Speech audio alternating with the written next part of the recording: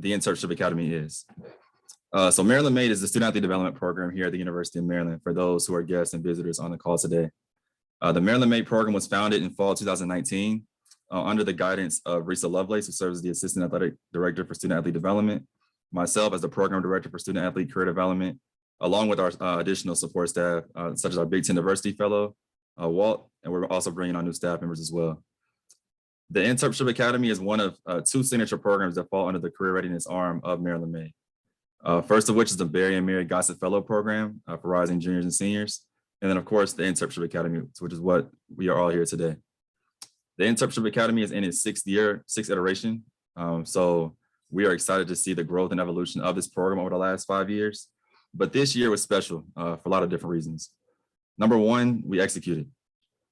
Many programs across the country, not just career programs, internships got canceled even a year after the beginning of the global pandemic. Not only did we decide to bring this program back, but this cohort, this 2021 cohort is the largest that this program has ever seen, with 20 interns across several different sports. Moreover, students in the program are not just at Maryland. They're not just within the athletic department at Maryland, but the internship experience is spanned across the continental United States, which is something that we're very proud of and excited about as we continue to build and grow this program moving forward. For those who are not aware, the InTERPship Academy is an 8-week paid internship program where student athletes truly learn more about what it means to work in their desired career field, understanding that this interest may change over time. In addition to working at different host sites, we go through the professional development sessions weekly. And some of those sessions this summer have been focused on informational interviewing and networking, personal branding, crucial conversations, what diversity, equity, inclusion, and justice looks like in the workplace, particularly thinking about mattering and marginality. And we've gotten to a point now, 7 weeks later, where we are excited to share their capstone presentations. So the capstone presentations were selected during the first week of the internship program. Each group got to self-select a challenge and issue that was facing not just Maryland college athletes, but college students within the US higher education system. Their topics are broad, wide-ranging, but each group took 8 weeks and talked with both internal stakeholders and external stakeholders to really put together a proposal for what we as a community, for especially those on this call, can do together to be and to see the change we want to see. And I'm excited that we're going to see that right now. So as I said before, each group will present. There's 5 different groups, and each group will take between 10 to 12 minutes to present. After each presentation, of course, we'll use the virtual hand claps, use the chat function to share praise and celebration. But we'll take the last 20 minutes of the call today to really dive into some Q&A and really think more critically about what they propose, but also how, again, we as a community can take these suggestions forward and implement them in the future. I'm super excited again, and I'm not just excited that we're here today, but I get to stop talking and get to listen to the phenomenal presentations we will have on today. But if there are any questions you have for me and or the students throughout the presentation, feel free to send them to me directly, and I can facilitate the Q&A at the very, very end. But otherwise, get comfortable and get ready for our first presentation. And so with that, group knock, whenever you're ready to share your screen, feel free, and let's get this going.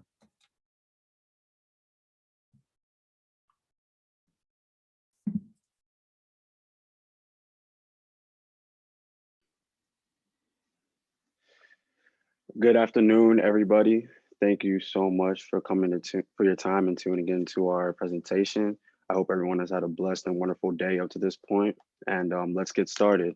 So our presentation will be on College Park safety. Hi, my name is Noelle Frost. I'm a 5th year on the women's field hockey team. I'm a communications and kinesiology double degree. This summer, I was an intern at the Department of Strategic Communications at the University of Maryland. Hi, everyone. My name is Christina Calandra. I also play field hockey with Noelle.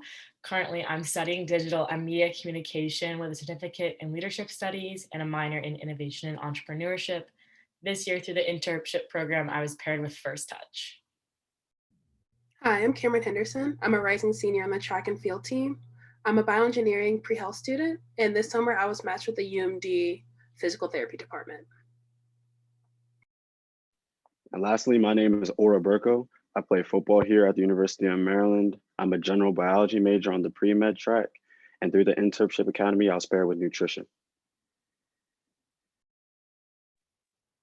Our presentation was created because safety is a key element at any university. However, the main push was from our own experiences. My sophomore year, I lived on Berwyn House Road. It was a decent street, nothing too crazy ever happened. I then moved to Old Town. There, I had to call the police twice because a man tried to break into my house.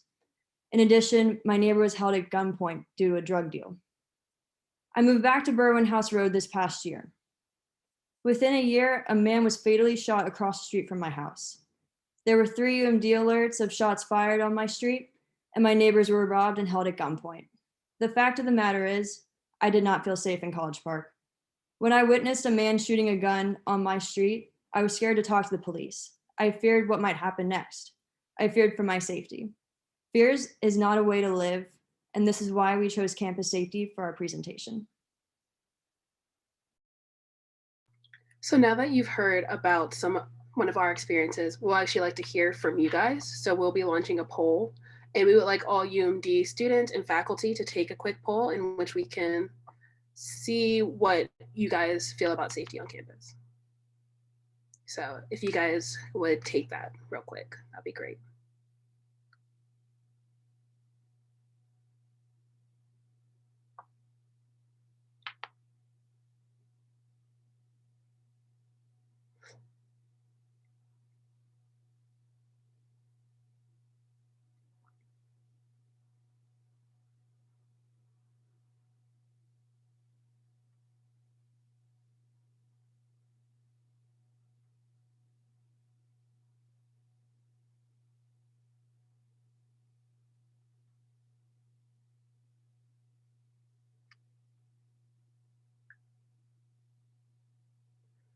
Okay, I'm gonna close the poll in a couple seconds.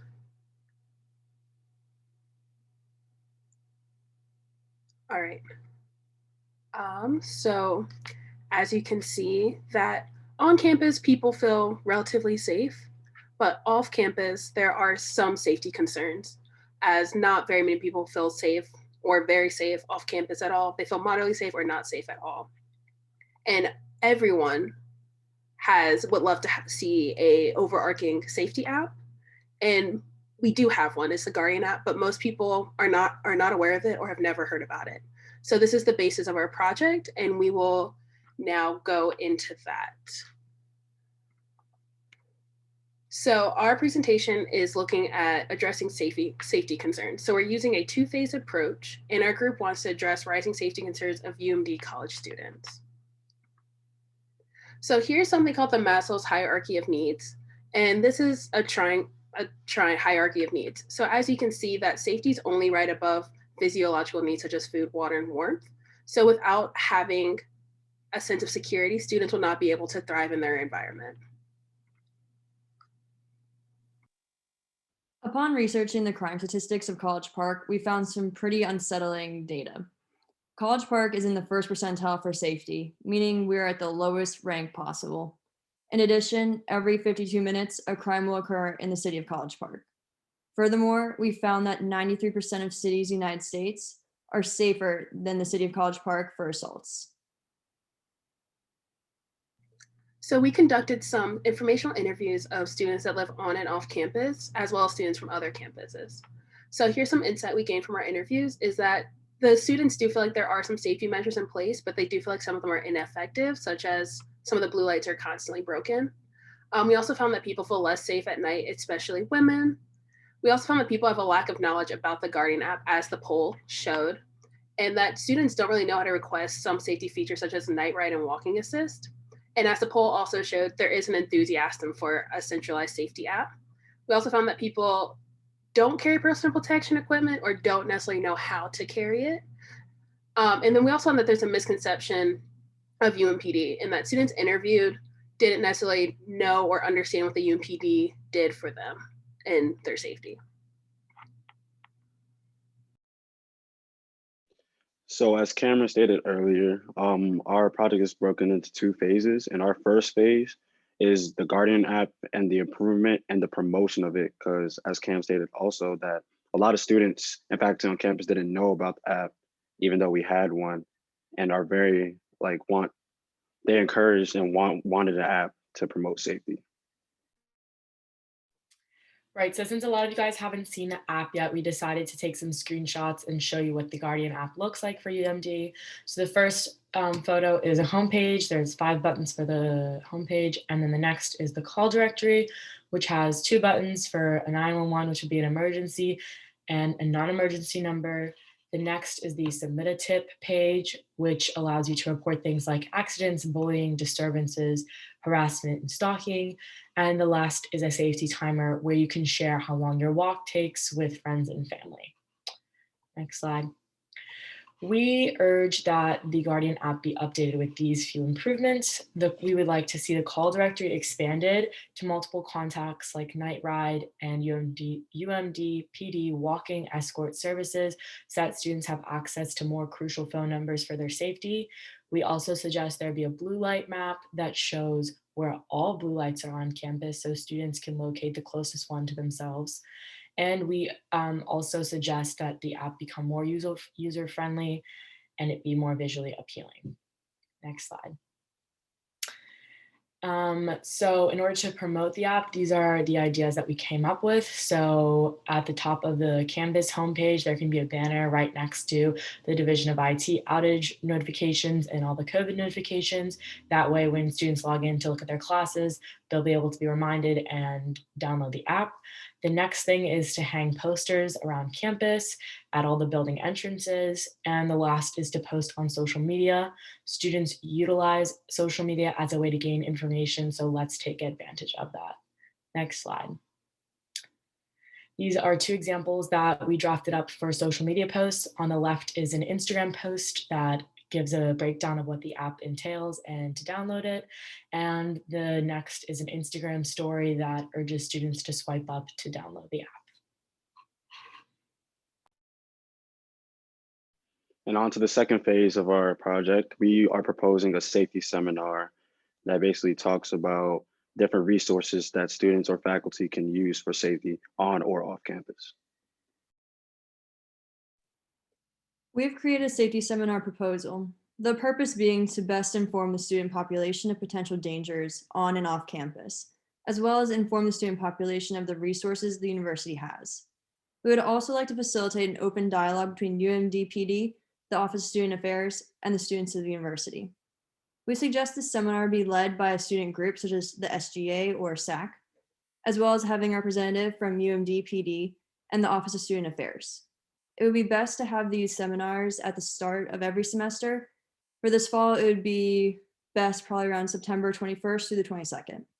In addition, we're suggesting that these be held at locations such as the Xfinity Center, the Armory, or STAMP as well, also making it online via a Zoom link. This is another example of a social media post or flyer that could be hung around campus or posted on Instagram, and the yellow text will grab the student's attention, and then they're able to read up on the seminar from there. As we were doing our research for this project, we came across a quote that we feel is very relevant to our project and the purpose of this project. And as it states, it's prepare and prevent, don't repair and repent. And the author is unknown. And the quote speaks for itself, that we would rather prepare and already have solutions ready than rather have something happen and then try and scramble to find solutions or anything that can help the situation. And lastly, our group, the definition we came up with of what it means to be career ready is the ability to consolidate one's brand, skills, and networking capabilities to apply towards one's future career goals.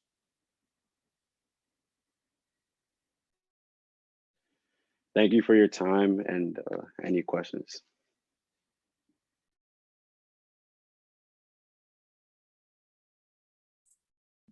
First and foremost, a great job. Great job, great job, great job. A lot of questions I know I wrote down that I want to ask at the very end. Again, if you have any questions, make sure you take notes so we can bring it up at the very end as well.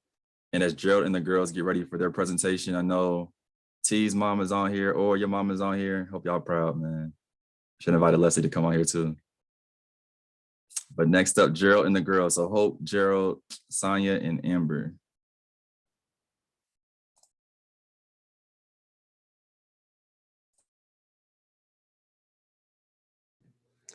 Hi, everyone. Thank you so much for joining us this afternoon. We're super excited to get into it. Today, our group is going to be discussing student athletes' mental health during the pandemic and the struggles that they're going to be facing transitioning back to the physical classroom. Before we get into it, I'd like to go ahead and introduce our group. So we were named Gerald and the Girls this summer for obvious reasons. My name is Hope Lewandowski. I'm a master's student, getting my master's in business and management. I interned at George Washington University this summer. Shout out to all my GW people. Next, we have Sonia. She's a rising senior pursuing her bachelor's in criminology and criminal justice. She did her internship at Rice University through their athletic department this summer. We have Amber. She is a recent Maryland grad, now pursuing her master's in health administration at Mount St. Mary's University. She interned with UMD's nutrition department this summer. And lastly, we have our main guy, Gerald. He is a rising junior pursuing a bachelor's in finance, and he worked with USF's athletic department this summer. We'll be providing our contact information later. So if anyone on this call works in the athletic department and would like to have a conversation, we're definitely open to it. So definitely reach out to us. Okay. So over the course of the last year, student athletes faced a lot of different challenges, whether that be competing during an actual pandemic and taking classes online, in addition to the normal tasks and responsibilities that come with being a collegiate athlete. But just because now we're going back to in-person classes and seeing everyone in person does not mean that the struggles that we faced over the last year are just magically going to go away. First, whether we like it or not, the pandemic is still going to be going on this upcoming semester. And the transition for some students to go back to the in-person learning is not going to be easy. It's been over a year and a half since a lot of us have been in an actual classroom, and that transition is not going to be like it once was. So take our man, Gerald, for example. The last time that he was in a classroom was March of his freshman year. At the time, he was taking easy gen ed classes, probably breezing through school, didn't have a lot of homework. But now when he comes back to classroom, he's going to be a rising junior, taking upper level hard classes with different professors, entirely new buildings, and in-person exams. So how is he going to prepare for that?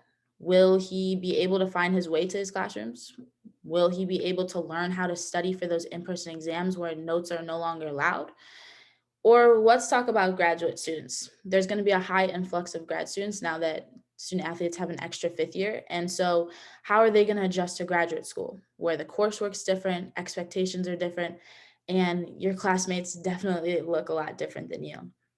These are just some small examples that the challenges that student athletes are going to face when they return back to campus. And, it's exciting to be back in the classroom and to be stepping away from our laptops finally, but that doesn't mean that struggles are not going to just still be there when we go back. And so the purpose of this project is to identify how the Maryland Athletics academic and support staff can create a series to help guide student athletes back to the physical classroom and take out the challenges that they may face given their specific academic year.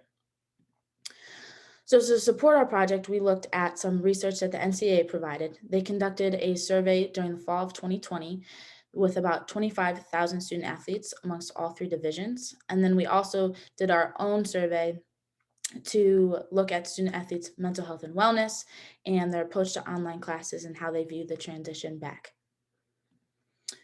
So I'm going to show you a bunch of different graphics, so stick with me. But this first graphic is just, we want to focus on the fully in-person, because obviously virtual was a whole different story, but even fully in-person student athletes faced a lot of different struggles over the past year, especially in fall 2020, where they felt overwhelmed, had a lot of anxiety, sad. So even though there's going to be able to compete and be back in person in classes, UMD students are going to still face a lot of these emotions and feelings at the same time. Next, this graphic shows factors negatively impacting student athletes' mental health during the fall. And obviously they were competing during a pandemic, the stress of whether or not they were going to be able to compete. Some didn't even have access to their sport. And while all that was still going on, academic worries were still their number one factor that negatively impacted their health. So going into this new semester, obviously still competing during a pandemic, will have access to sport, but academic stress will be there and will be the number one impact on student athletes' mental health. And we need to be able to provide them with the resources to succeed. And this graphic shows, again, want to focus on fully in person on this graphic because that's what UMD student athletes are going to be in this upcoming semester. If you look, this graphic shows how they felt about their ability to pass their classes during the course of the semester, or even just be able to keep up with them. And while you see that the majority felt positive and had a good experience, there were 45% of student athletes who were in person that struggled with even being able to keep up with their classes. And then 28% that didn't even know if that they would be able to pass their class. And to me, even 1% is not a good number. So we honestly want to make sure that we give these student athletes, again, the support that they need as they transition back. And lastly, for the research that we did with our own survey, we had an open-ended question about how, students are feeling about the transition back to in-person classes. And again, student athletes are excited, students are excited, everyone's excited to be back. But again, there's some anxiety and stress that comes with it, whether that being able to balance responsibilities of running the class in between practices and lifts and everything, or being worried about becoming overwhelmed or having to relearn how to study in that new environment, or even just being scared because you have no idea where anything is besides the athletic buildings. All this research just indicates that, yes, this is an exciting transition back, but just because we were once in a classroom doesn't mean that we're not going to need help to get back to the place.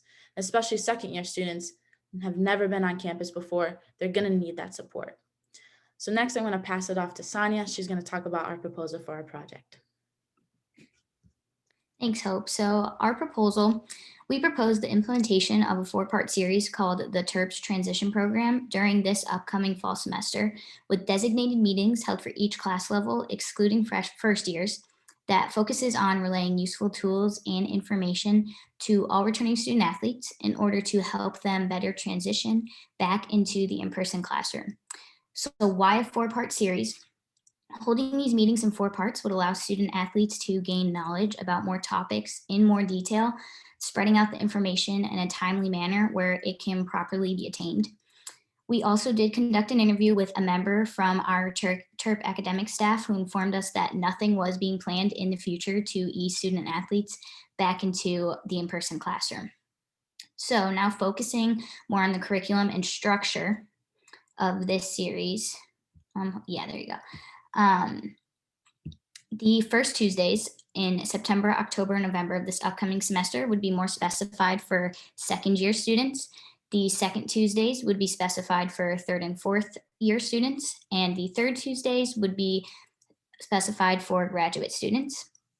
Now, the first and only meetings that would occur in December, all 3 of these demographics would meet together, and the topic of this meeting would focus on finals. Our hope is that these meetings would be held in person at Gossett, given the transition that GSAC is making from Xfinity into Gossett. So this is what our program schedule would look like for these 4 series that we have planned out for each of the 3 demographics. Now, first years would be excluded from this program, given that they do have the Gossett transition program through Maryland Made that helps them specifically as freshmen coming into the University of Maryland. Now, second years, we would focus on areas of campus, given that they have had no responsibilities or requirements to be in person on campus throughout their whole time at Maryland so far. We would also focus on study skills, exam taking in person, time management. Again, they've never taken a class at the University of Maryland in person, along with their athlete or their schedule as a student athlete and managing that at the same time. We would also focus on transportation, general safety on campus, health and fitness in college as well. So for third and fourth years, we felt they should have like the same topics as second years mentioned in the previous slide, just without a few of them like transportation and different areas of campus, since they would probably already know those things by now. So these are the topics we would include for third and fourth years. We also felt graduate students should have the same topics as previous years, but with the inclusion of talking about what's known as imposter syndrome. So imposter syndrome is when individuals don't really believe in their own abilities and they don't feel completely fit in.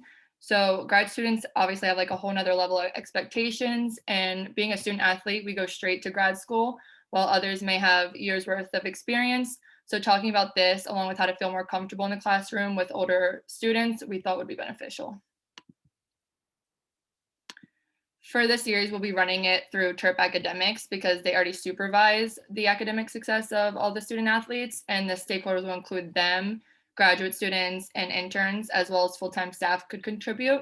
We know that InTERP Academics full-time staff will probably be busy, so we thought this would be a great opportunity for other graduate students and interns to run the program, and full-time staff can sign up for sessions whenever they have free time or availability. For marketing branding, we'll use InTERP Academics LinkedIn network and their Twitter to post about the series. And we'll also use Teamworks to send out reminders to all the student athletes. So as Sonia said, our InTERPsh transition program would be a 4-part series occurring every month, intended to guide and inform student athletes with the knowledge and practices to successfully transition back into an in-person environment. The program also has potential to be a recurring event, especially for grad students, since we'll see an increasing number of 5th years for like the next 4 or 5 years. It could also be expanded and altered to help transfer students or even international students, since they might face some of the same challenges as the 1st, 2nd, 3rd, or 4th years. Now, our program would be occurring at a very crucial time because the entire student athlete population would be experiencing some sort of change or adjustment. Our 2nd years would have pretty much no on-campus experience. 3rd and 4th years are taking harder classes that they're not used to, and our graduate students are in an entirely new educational environment. And it's funny how Aura's group brought up that quote that said, "Prepare and prevent, don't repair and repent." This program would be fitting in at a time when we're all being faced with really, really great challenges, but we can turn that into an opportunity for all of us to excel. Implementing this program would also promote and further the students' ability to learn and be successful both on and off the field. And it would equip us to be the full embodiment of a student athlete while giving us skills that we'd be able to transition into our careers. Now, as my cohorts and I went through our internship, we were discovering and implementing some of these skills ourselves, which we'd like to share with you. Having the confidence to take the next step in your career could be very vital, as it could allow you to enhance your own progress and reach your own goals. Being able to communicate and network effectively is extremely crucial, especially since in a lot of fields you end up working in a team or with other people. So being able to interact effectively is a very important skill to have. And also having the knowledge of being able to transfer these skills that we learn and acquire as we grow into our work is something that's very important as well. If you have any questions, please direct them to Tim and we'll answer that at the end of the presentation. We'd like to take this time to thank you guys for listening to us, thank our internship hosts for taking us in and teaching us the wealth of information that they had, and we'd like to thank Tim and Marilyn Maid for providing us with the opportunity. Feel free to connect with us on LinkedIn, and email us if you have any questions. Thank you.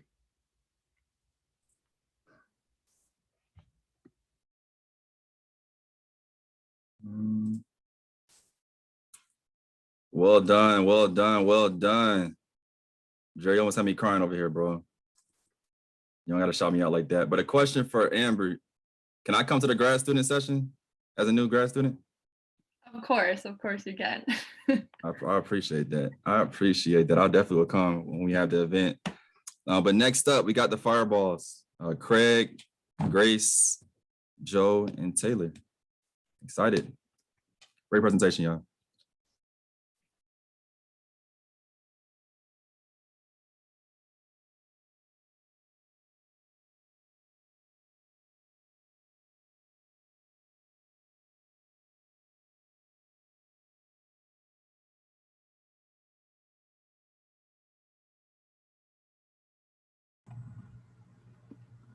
All right.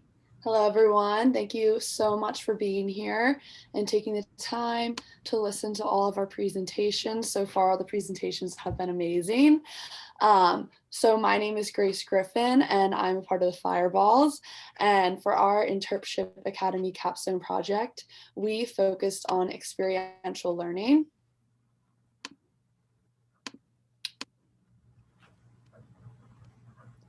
Ooh. 1 second.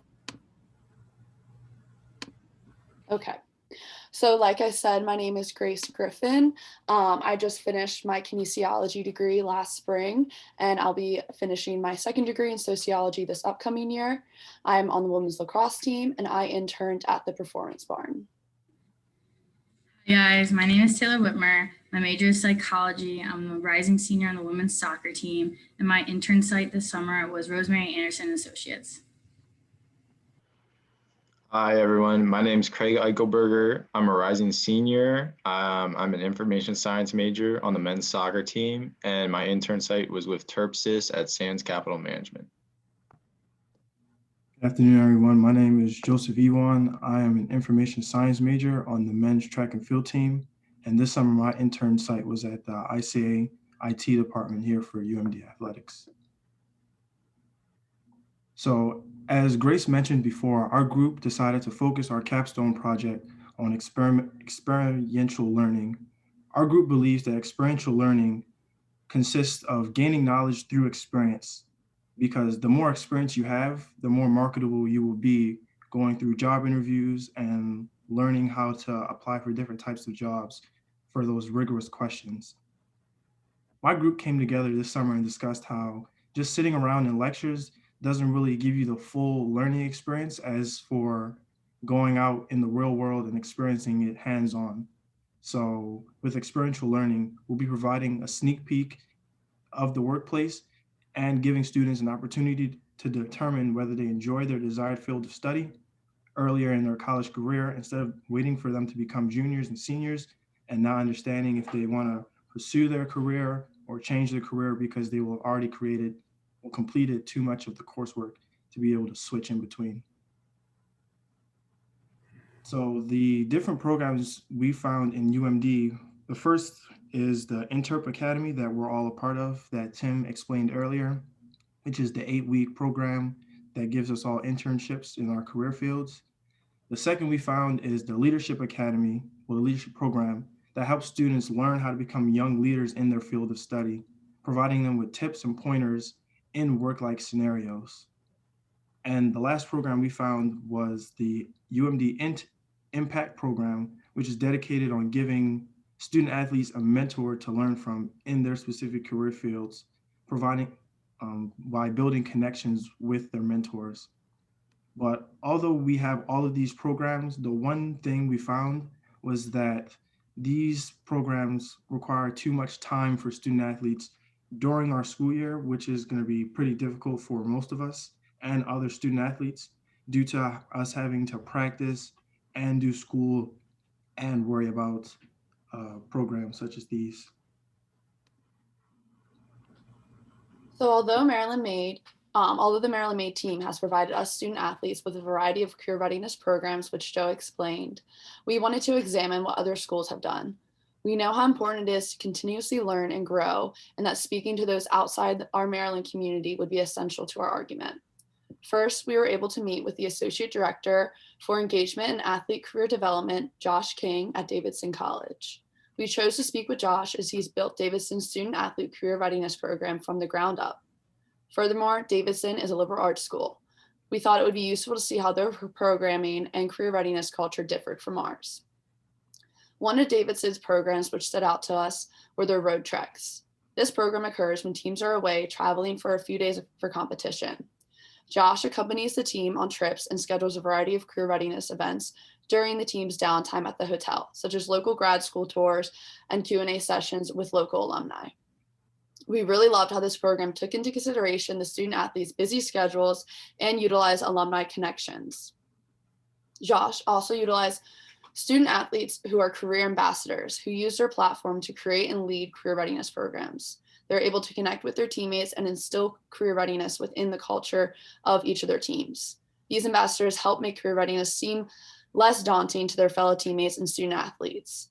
Finally, it's important to note that Josh spoke on how strong the alumni community is at Davidson, that alumni connections and giving back post-graduation is built into the college culture, and that the alumni community has been a great help in the success of their career readiness programs. Below is the statement of purpose of Davidson College. It reads, While Davidson prepares many of its students for graduate and professional study, it intends to teach all students to think clearly, to make relevant, valid judgments, to discriminate among values, and to communicate freely with others in the realm of ideas. We were inspired by Josh's work and how much the experiential learning opportunities align with the college's overall mission. Next, we met with Umd Boyd, who is the Assistant Director of Career Enhancement and Employer Relations at Northwestern University. We chose to meet with Northwestern as they are a fellow Big Ten school, yet a private institution. One of the biggest takeaways from our meeting with Umd was the impact and success of their career readiness program, NU for Life, established 10 years ago. Within the program, they have mandatory events designed specifically for each grade. Furthermore, during student athletes' junior and senior year, they have the opportunity to apply for and win an all-expensive paid 5-day micro internship and shadowing experience at the company of their choice. Umd also explained to us that NU for Life really means for life, that career readiness resources they provide are available to student athlete alumni after they graduate. This also leads to a strong student athlete alumni community who constantly give back. 95% of career connections for NU for Life programming are student athlete alumni, which is really impressive. We believe that the NU for Life programming clearly aligns with the university's mission statement, which is listed below.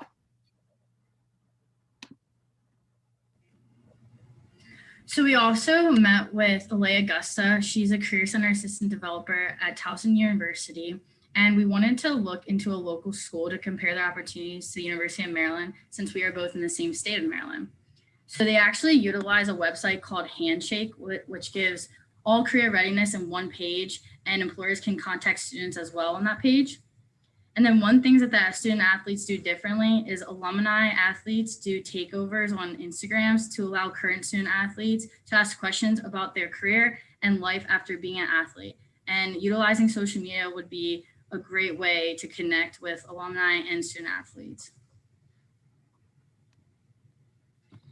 So taking on what we learned regarding experiential learning and career readiness programming from other schools, we also wanted to conduct internal research within various departments here at UMD for further guidance. Furthermore, we wanted to ensure that as we brainstormed our program proposal, that it was something which could actually be instilled within our athletic department. First, we spoke to Erica Ely of the Career Center. Erica is the Assistant Director of Career Education and Exposure and runs the Intern for a Day program. We chose to talk to Erica as the program is a great example of experiential learning success. The Intern for a Day program is a popular program at the university, which is open to all students. The program connects UMD students with alumni, parents, and employers for in-person job shadowing experiences to explore career fields. Students go through a short orientation before selecting a professional of interest to work with and schedule a shadow day. The program has been popular since its establishment, and Erica explained it as a high exposure and big impact program with the benefit of little time requirement. We then spoke to Laura from the M Club to discuss how we can utilize student athlete alumni connections to provide experiential learning opportunities. She explained to us that the M Club members love to connect with student athletes and give back. However, it's important to consider both student athletes and alumni's busy schedules. And finally, we spoke to the Maryland Made team, which includes Risa, Walt, and Tim. They explained to us the success of last year's Impact Mentorship Program, but a majority of participants noted the want of in-person connections since the program had to be online due to COVID. Finally, they highlighted their goal to open the door for more student athletes at UMD to become involved in Maryland Made programming, especially those of teams with lower participation rates or those who do not know exactly what they want to do in regards to their career. Based on the research, we came up with 4 goals which we wanted our proposed program to meet. They include Goal 1, to provide an experiential learning career readiness opportunity which fits into student athletes' busy schedules. And Goal 2, to empower and guide student athletes to explore career opportunities early in their college career. And Goal 3, create a mutually beneficial connections between current student athletes and student athlete alumni. And Goal 4, to increase student athlete engagement and sport diversity involved in Maryland Made programs in order to facilitate personal and professional development.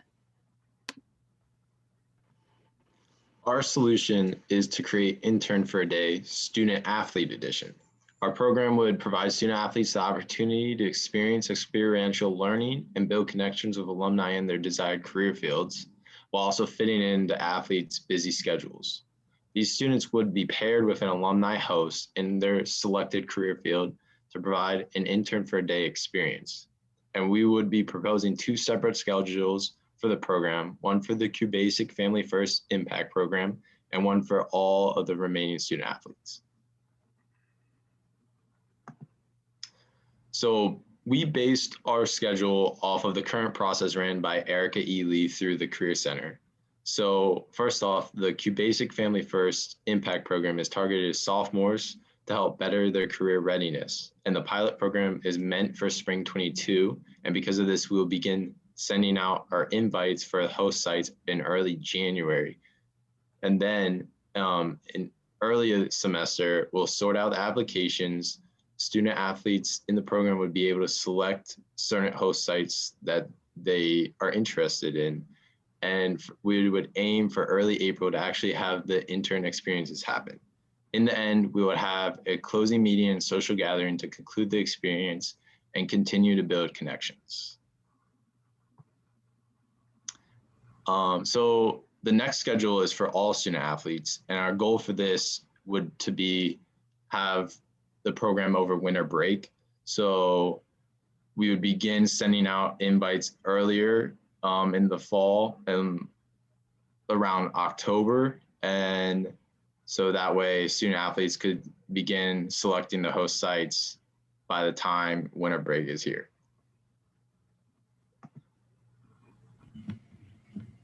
And this is our mission and vision statements. Our mission: connect student athletes with alumni to have firsthand experience within the career world while forming an interpersonal bond and developing a network. Our vision: to empower student athletes to make their passion, find their passion, make connections, and be confident in their career field.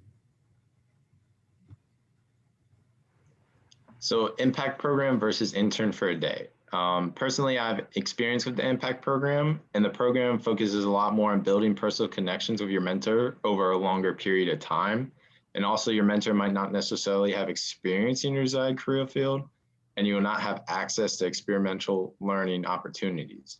But with intern for a day, you focus more on providing student athletes with experiential learning opportunities and building connections, just the connections are cut a little shorter since the opportunity is only day-long experiences. And then we will have 3 lovely people that would help out with this program. We have Walt, Risa, and Laura. Walt will be the leader of the program since he has experience with the impact program. Some of his job assignments will be creating orientations and guides, as well as sending out applications to student athletes and hosts. Risa, she will be overseeing the program and sending out reminders, keeping everyone in check with dates and any questions that anyone has. And then Laura, she is our alumni contact through the M Club. She'll be making connections with alumni and host sites, as well as sending out emails, advertising, and doing some social media stuff. And then here are pros. It's only one day. If it's a bad day, don't worry about it. If it's a good day, then you form a bond with someone for the rest of your life, which is awesome. It's in hopes of not being intimidating, building a bond, and to create an open environment for student athletes to ask questions and be comfortable with someone who has already experienced a student athlete life. In the future, we plan to be a part of the Gossett Student Athlete Center and their mission and vision. Since this program is a useful tool for student athletes, it follows one of the three pillars of their mission and vision statement, which is career readiness. So what's next? Moving forward, we hope Intern for a Day Student Athlete Edition can be officially introduced into Maryland-made programming. If the program is finalized and approved, then we'll have to begin contacting alumni to confirm host sites and getting student athletes signed up. It is our hope that years from now, Intern for a Day Student Athlete Edition will be providing student athletes with experiential learning with even more host site options. Furthermore, this program will help positively contribute to the alumni culture of once a Terp, always a Terp. What career readiness means. Our group defines career readiness as having the foundations around your desired career that will prepare you for future positions. These foundations are built through education, experiential learning, internships, as well as volunteer experiences. And through our own experience with the InTERPship program, we've all grown to realize the importance of having internship experiences as well as experiential learning opportunities. So that concludes our presentation. Thank you all for taking the time to meet with us. And if you have any questions, feel free to answer or ask them during the Q&A.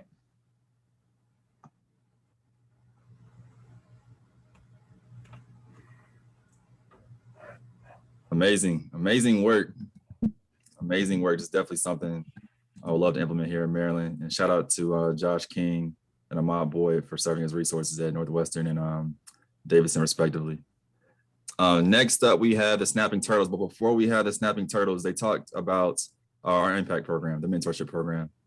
So Walt, who's our Big Ten Diversity Fellow, leads that program, and we're still actively recruiting for mentors. So for those who are not currently mentors within the Impact Program, Walt's gonna drop that link in the chat.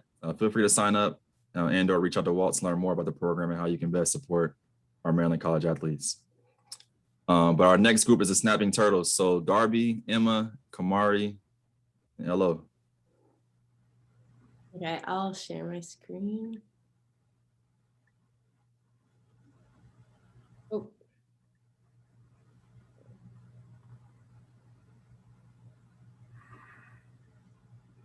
Okay.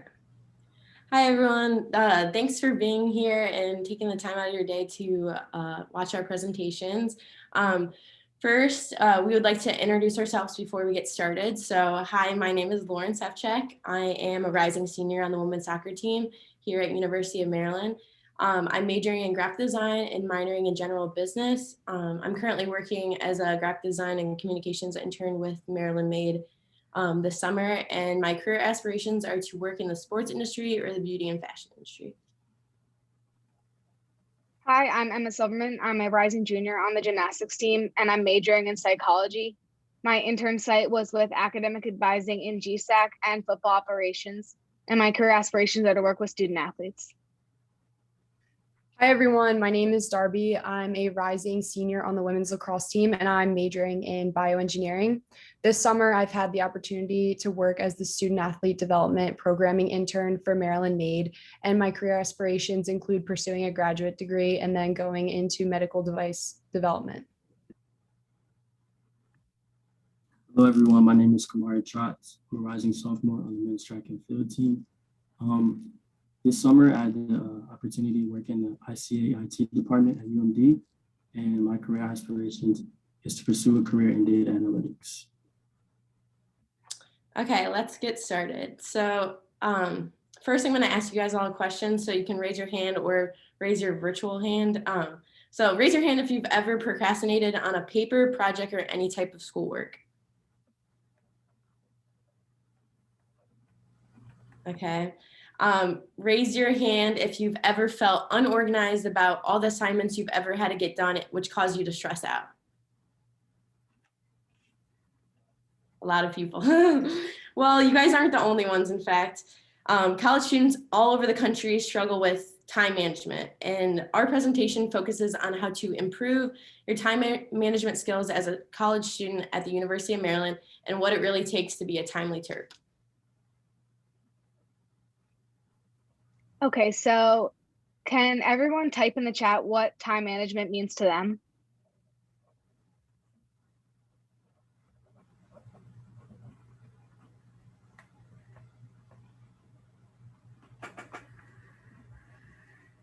So I'm seeing efficiency, doing time before or doing your work before it's due, planning activities in advance. So this coincides with what we have. So our definition is that time management is the ability to use one's time effectively and efficiently in order to accomplish tasks. So the problem, there are many problems people tend to have when it comes to time management, including procrastination, prioritizing time incorrectly, having a demanding workload, expecting others to do work for them, poor mental health issues, social life pressure, distractions due to external environment, and even stress due to family, friends, or other relationships. So the audience that we initially intended that we were addressing is the student athletes. but we plan on branching out with all students in the long run. The stakeholders that are involved in this project include students, student athletes, professors, coaches, and academic advisors. So how will we help? We created an acronym TERP and an Iron Cross brochure to deliver this information. Each letter stands for a key word when thinking about time management that we will talk about in a little bit. By using TERP, students will be provided with the necessary skills for students to develop their time management skills throughout college. Our brochure also lists all the available resources for students seeking additional help or guidance. So for our research, we created a survey to help collect responses surrounding student athletes and their time management skills. So we reached out to various internal and external sources. Some of the internal sources include members of the GSAC community, and some of the external sources are student athletes from other collegiate programs. Next slide. So one question we asked was, what advice would you give to students that encounter procrastination? A Big Ten academic coordinator said, to-do lists and your calendar apps are your best friends. Stick to some sort of schedule and reward yourself when you complete a task, and not stick to your schedule. And a Big Ten student athlete said, a color-coded calendar, a regimented schedule, and not waiting until the last minute to study or complete an assignment, and putting away distractions when trying to get work done. We also asked, what is the biggest struggle for students in time management? A Big Ten athletic director said, I think balancing in priorities and focusing on what is most important at the time. And a Big Ten academic coordinator said, learning how to manage the time without someone holding their hand. Establishing a sense of self-accountability is a student's biggest struggle. Okay, so we took our knowledge and the data from the survey and created an Iron Cross brochure, infographic brochure using the acronym TERP, like Emma mentioned earlier.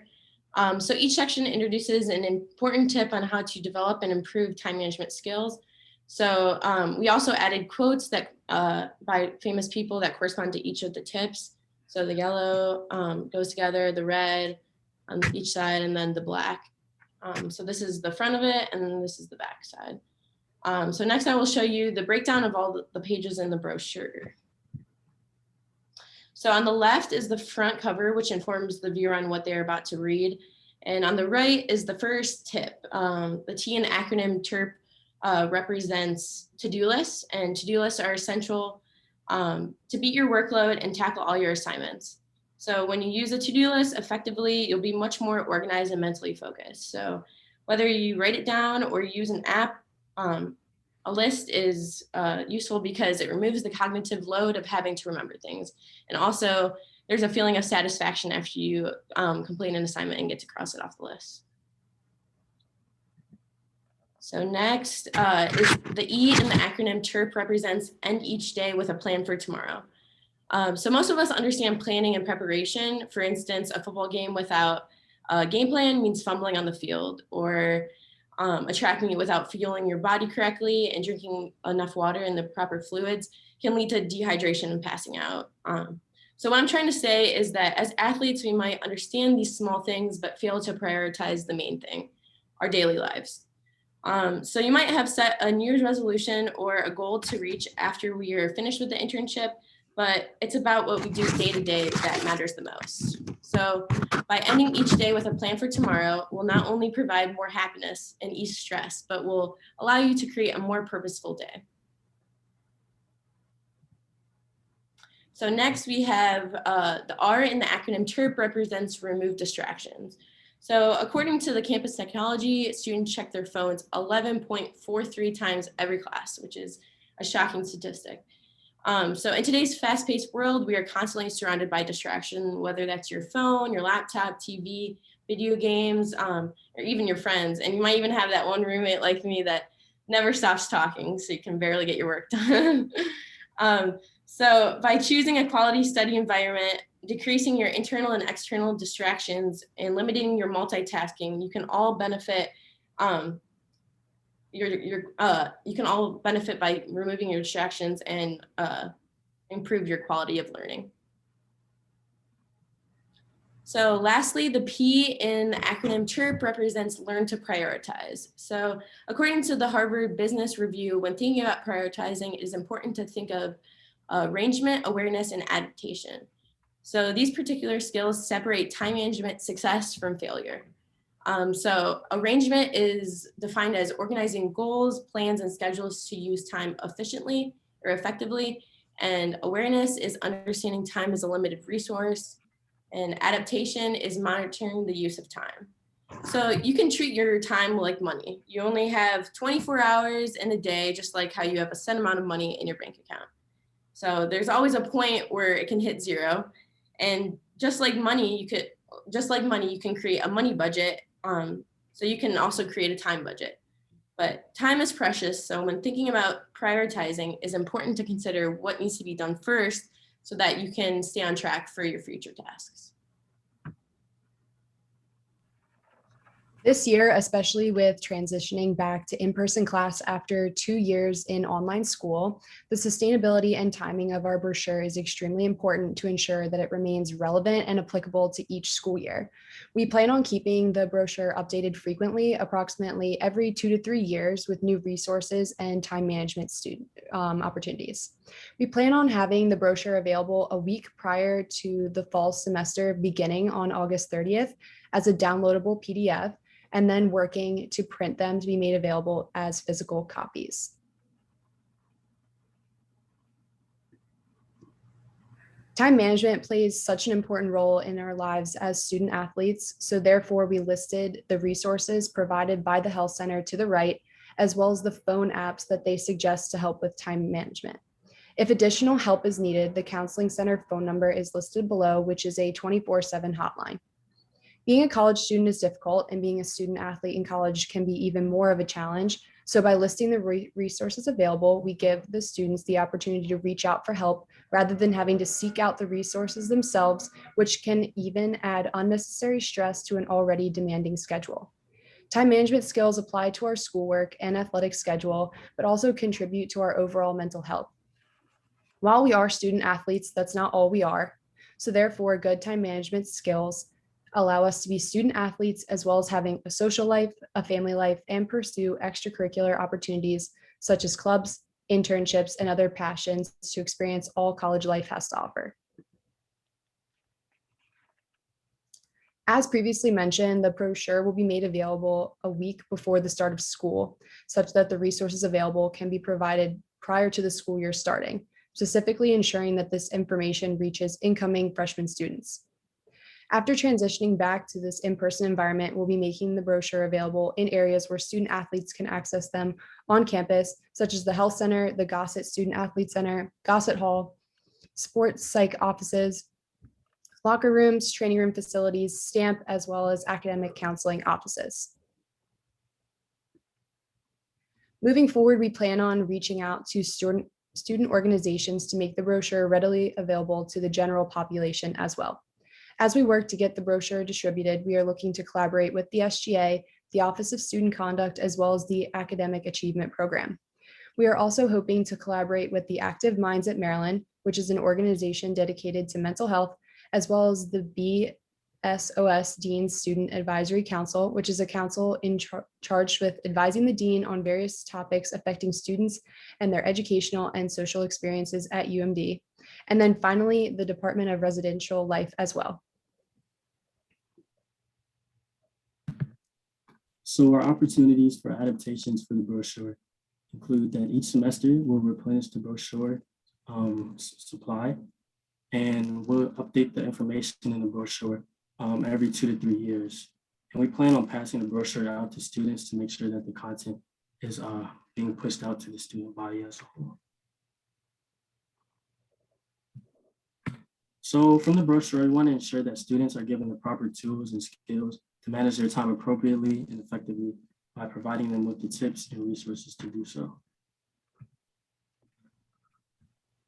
What does it mean to be career ready?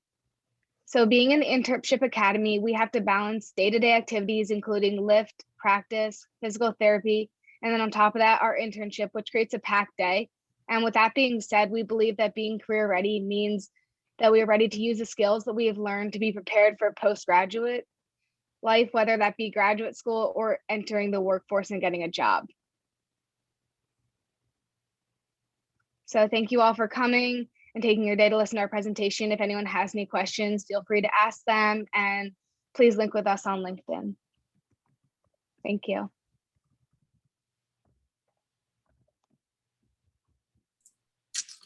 Amazing job, y'all. Amazing job. I know there's some comments in the chat about that brochure. Who made that?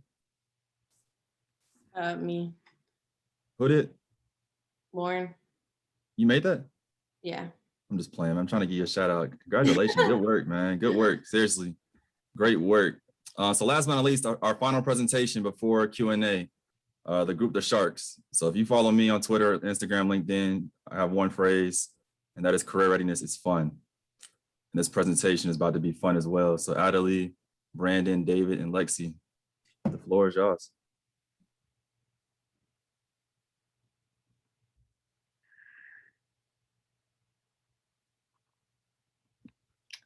Hello, everyone. My name is Adelie Broadbent. So our group for this summer, we wanted to create a Maryland Student Athlete Field Day, which we want to begin in the spring of 2022. So like I said before, my name is Adelie Broadbent. I'm on the women's soccer team. And this summer, I was the communications intern for InTERPship Academics. Hi, I'm Brandon Turpin. I'm on the men's track and field team. And this summer, I was a general IT intern with the UMD Athletics Department. Hi, my name is Lexana Andrews. I'm on the women's gymnastics team, and I've been working this summer as a sports psychology intern with the department here at Maryland. My name is David Faust. I play on the football team here at Maryland, and this summer I was a marketing intern for the Terrapin Club and the M Club. So before we get started, we'd like to take a minute to thank everyone who was involved in planning our event. We really appreciate that you all took the time to meet with us and listen to our idea. And we also appreciated all of your feedback and suggestions, and we took them into consideration when planning. We'd also like to give a special shout out to Tim, Risa, and the Maryland Made staff for not only making our event possible, but also allowing us to be a part of this program. This is the official poster that we're going to be using for our field day. It has all the basic information. The date, Saturday, May 7th, 2022. It's going to be occurring from 11 a.m. to 2 p.m. We wanted to really focus on a sense of unity and connection with the poster. So we wanted to have as many sports on there as we could without making it too crammed. And we wanted to make it as visually appealing as possible because this is going to be crucial to getting people to sign up, because a big part of our strategy for Rollout is to get everybody to repost this on their Instagram and Twitter feed. So a little bit of an overview of our field day event. Overall, we just want athletes to compete with one another because as athletes, that's really what we love to do. And also just connect with different student athletes around campus. And really, we just want students to have fun. So the major thing that we want to do is we want to have 3 people from each sport on each team. So people get to meet new people and just really broaden their network and connections. So we want a minimum of 10 people per team. It's going to be a bracket style competition, and everyone's going to be given a t-shirt for entering. There's going to be prizes for winning, raffle drawings, and different types of consolation prizes. So the main events we're going to be playing are capture the flag, running the bases, kickball, and tug of war. Going into our motivation for the event, just following after the One Maryland standards and values, our goal is to create a stronger, close-knit community within Maryland athletics. As student athletes ourselves, we have realized that it can be difficult to meet people from different teams and also branch out of already established friendship circles. This is an opportunity to work with and also get to know fellow student athletes and also create new bonds. Okay, so we decided to create this event because we wanted a fun way to bring all student athletes at Maryland together while strengthening bonds across all teams. So we designed the event to include 16 teams, as you can see on our bracket here. And these teams will be made up of student athletes from all different sports. and they will compete in this bracket style tournament where each round of the tournament will be a different game.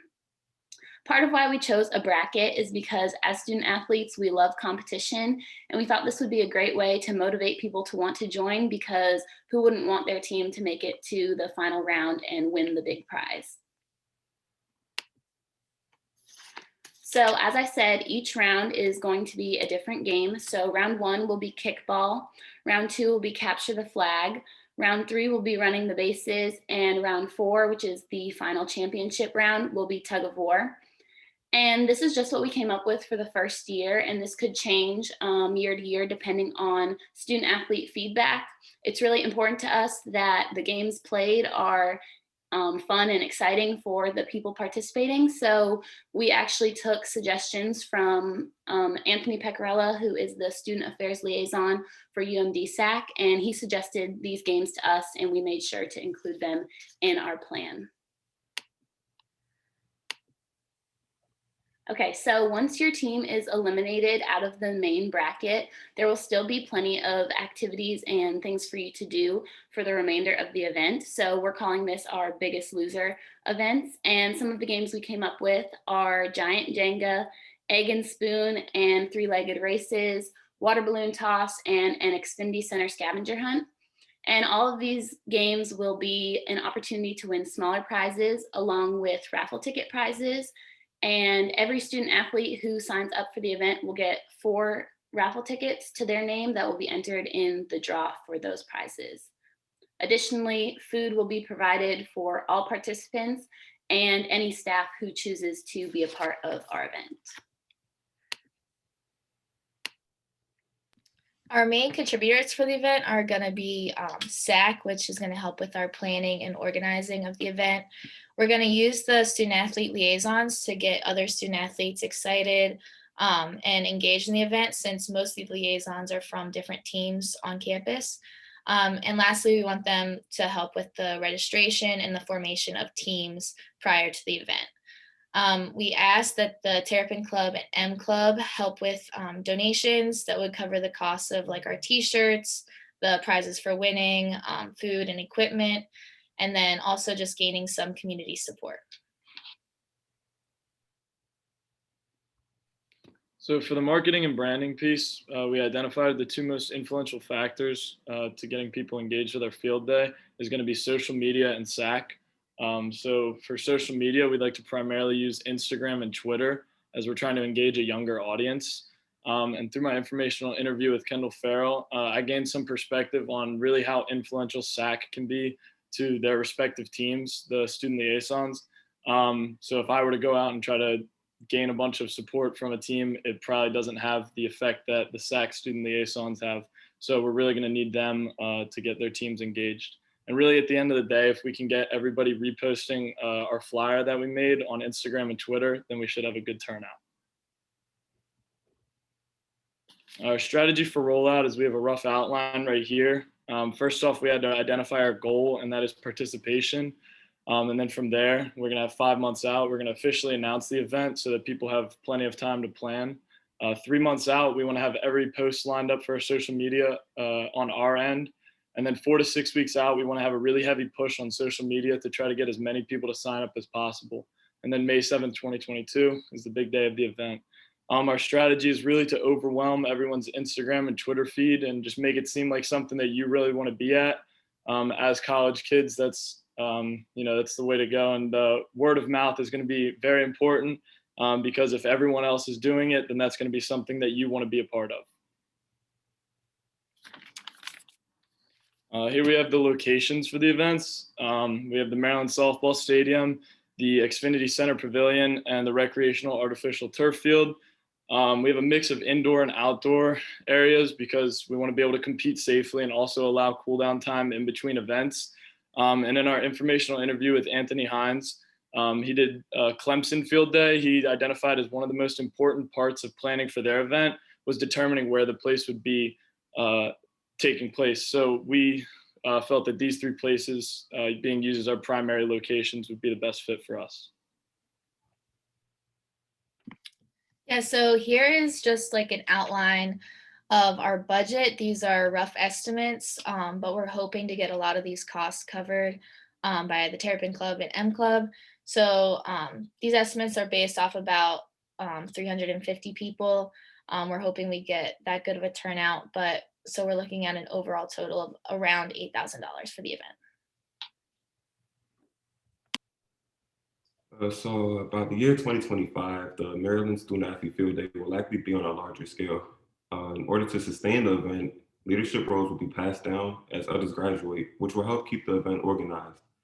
Additionally, fundraising such as partnerships with local restaurants and general donations from organizations will be necessary to keep the event properly funded.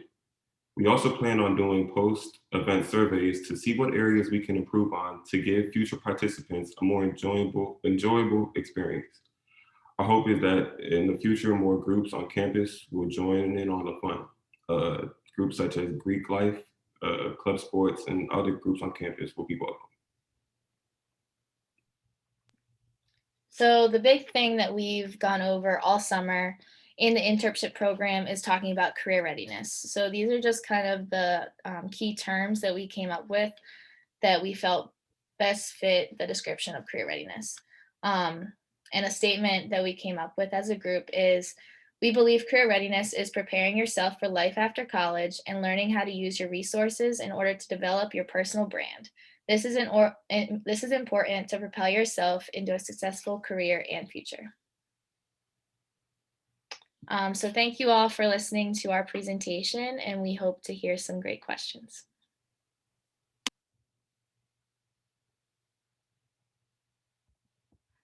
I agree with Sydney. Way to bring it home for sure. It's a great presentation. I definitely look forward to May because I'm going to be participating. I didn't say staff could, but I'll be there. But with that, we have 15 minutes, and I want to make sure that those on the call have ample time to ask any and or all questions you want for all groups. Yeah, all staff, we will. All groups and or specific groups that presented today. So I'll leave the floor open. Feel free to unmute. If you do not feel comfortable unmuting, you're happy to send your question directly to me, and I can facilitate the Q&A as well. But whoever would like to start first, we'd love to hear from you.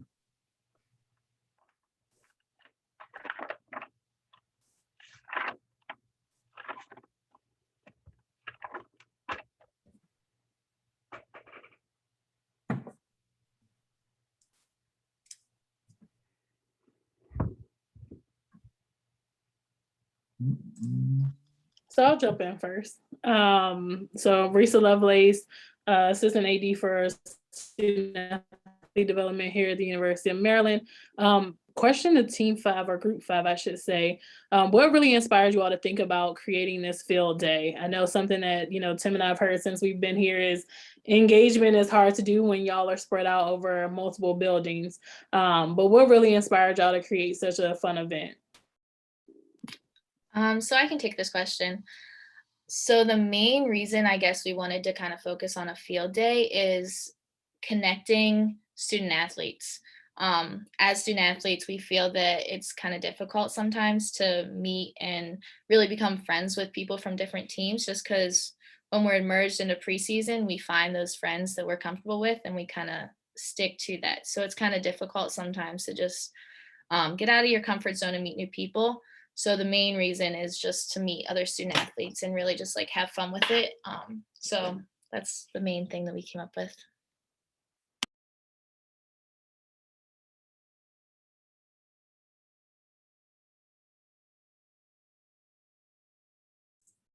Thanks, Risa. What's up, Gerald? I also have a question for Group 5. Really 2 questions. Are there any other games that you guys have thought of, or a list of things to, I guess, alter the events from year to year? And also considering that we are student athletes, how do we go about, I guess, approving this to our coaches and stuff who might be worried about, I guess, injuries or things like that? I can take this one. So talking about the games, we had a pretty big list and then we kind of just narrowed it down, but we really want it to be games that we as student athletes want to play. So we're really open to suggestions. And like Brandon said, at the end of each program, we will have a post-program survey to get any ideas. But even before the first program, we would love to hear from people and get their ideas. And about the second part of the question, we have been in contact with compliance and kind of talking about how it would work around practice schedules and things like that. Thank you. I can kind of add on to her question too. We were kind of thinking that we wanted to do this once a semester so that the one that we do in the spring, if some of the spring athletes happen to have games or can't attend, we want to give those student athletes the chance to attend in the fall.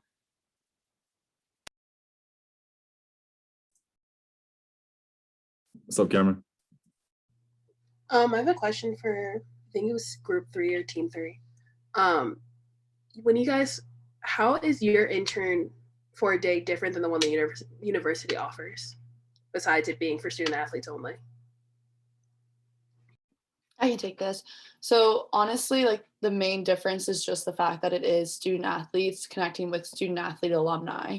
So kind of just breaking down that barrier of like us student athletes, like it's kind of harder to get us student athletes to go to like the university career center and go out and apply for things that they have there. But meanwhile, if it's something within Maryland Made, which we're exposed to every single day, we all already follow the Instagram, everyone feels just a lot more like, is less of a barrier to break down to get student athletes involved working with student athlete alumni rather than going through the career center on campus. Sticking with that same group, a question that just came from the chat. We've obviously, expanded InTERPship Academy over the last several years to include some new and different host sites. But for this intern 4-day program, are there any organizations, employers in particular that you would like to see us partner with to serve as host sites for this program? I can answer. Honestly, no. The more people the program can reach out to, the better, to give people more of an opportunity to decide what major or what field study they would prefer. So if we keep it too small, it would just limit people's like career ideas and stuff. So the more we have, the better it will be for all students. And adding on to that, a reason why we wanted to make it open for the all student athletes over winter break is because a majority of student athletes then are able to go home. And if there's, let's say, alumni connection out of state or in a city which a student athlete resides at home, then that even broadens their opportunity to connect with alumni rather than just staying in like the DMV. Good response. What's up, Sydney? First and foremost, I just wanted to say great job, everyone. I am an incoming AAAC, so I hope to see all of your bright and smiling faces here soon. But I did have a question for group 1. In terms of using the Guardian app, is that something that can only be used on campus, or is that something that can be used when you're out, say, in DC, or if a group decides to go for a night out, or is that specific to like college campuses? I can take that. It's just for like around campus. So like if you press call 911, it'll just call 911 wherever you are. So if you're on campus, it'll call UMPD, off campus, PGPD. So if you're in DC, you'll probably call DCPD. So I guess it can technically be used anywhere on campus. I mean, it can also be used off campus too as well, but it's mainly for on campus as it helps the police respond to your like exact location. So. So I kind of have a follow-up, but is it like all of College Park, or like is it specific to on-campus events? I can answer that. So you can use it off campus and on campus. Like, for example, last night I was walking home from a friend's house and I felt like I was being followed. So I ended up calling the Umd PD number and they were able to track my location and make sure that I got home safely.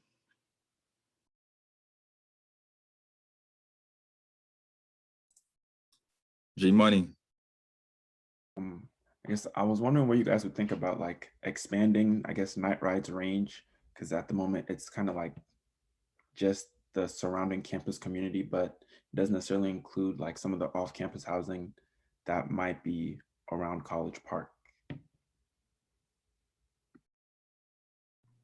I can also take that question. I agree. I think that Night Ride needs to be expanded to more than just on campus, but I think that would have to be a funding question for the university. And I don't think that quite particularly pertains to our presentation, but that's a good note to make.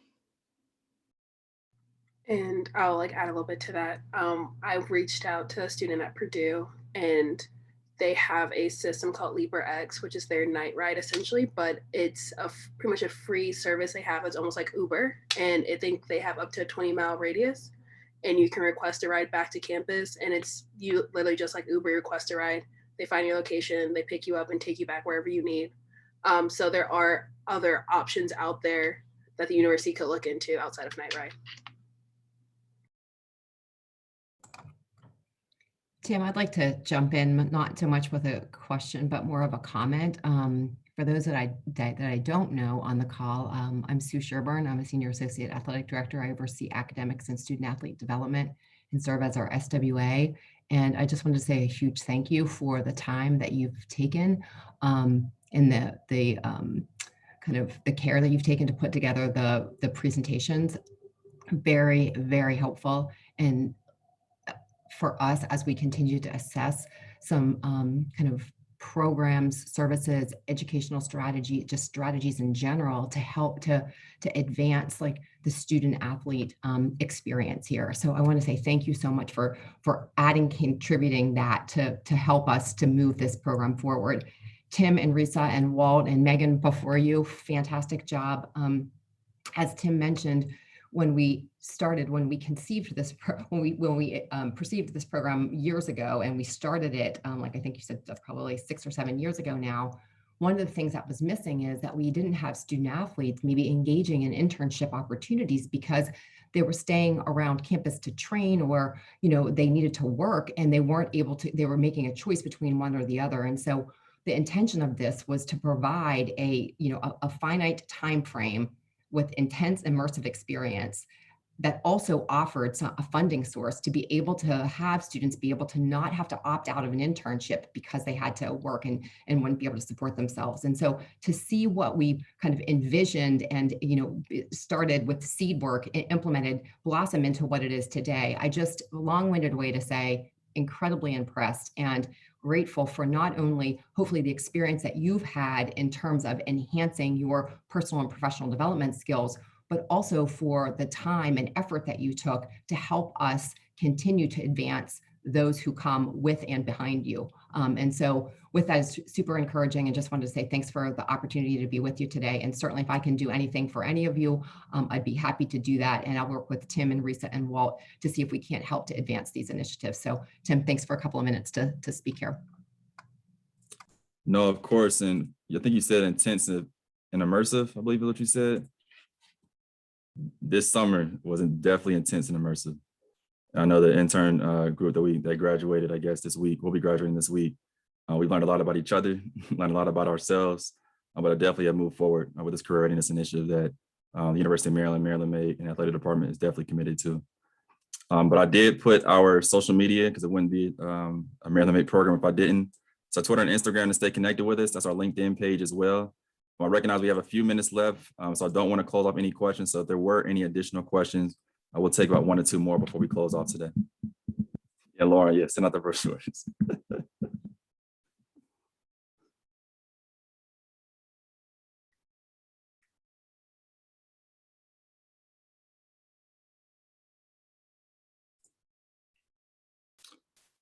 Awesome. Well, we weren't giving out awards, but I am now. So Joyce, Berko, Sydney, y'all are definitely co-MVPs of the chat. I appreciate y'all's engagement. Appreciate y'all's excitement and energy on this presentation today. Again, this presentation is and has been recorded, so we'll upload it to our YouTube channel for anyone that wants to watch, replay, and or share with their community. But again, thank you all for opting in to the last hour and a half of this presentation.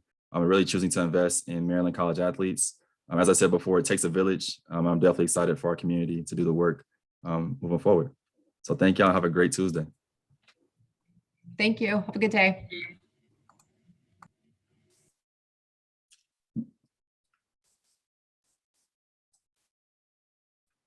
Mm-hmm.